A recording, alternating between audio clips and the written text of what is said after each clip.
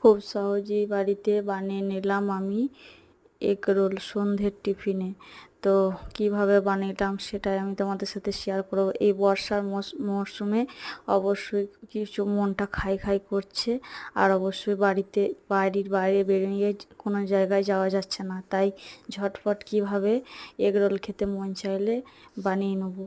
দেখো, প্রথমে সাদা রুল আটা নিয়ে নিয়েছি, আর তার সাথে ময়ান দিয়ে, চিনি দিয়ে, নুন দিয়ে সব একটা হালকা করে জল দিয়ে মেখে ডো তৈরি করে নিয়ে রেখে দিলাম। আবার সেই ডোটাতে একটু সাদা তেল মাখিয়ে রেখেছি, আবার একটা লেচি কেটেও কিছুক্ষণ রেখে দিলাম।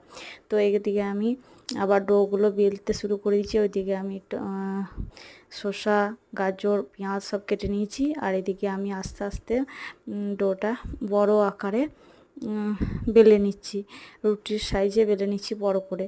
তো এটাকে আমি একদম লো হিটে, মিডিয়াম টু লো হিটে একবারে মানে প্রথমে সেঁকে নেব, রুটির মতো সেঁকে নিয়ে তারপরে আমি আস্তে আস্তে উল্টে পাল্টে তেল দিয়ে একটু ভেজে নেব। ভেজে নেওয়ার পরে আমি ডিম ফাটিয়ে দিয়ে দিয়েছি। তো আস্তে আস্তে ডিমটা ফাটিয়ে দিয়ে দিলাম দুদিকেই উল্টো পাল্টা করে। তো আমার রেডি হয়ে গেল এগ রোল। এরপরে আমি এইভাবেই তৈরি করে নিলাম দুটোকে। তো এরপরে গার্নিশের পালা। কিভাবে গার্নিশ করছি সেটাও তোমাদেরকে দেখাবো।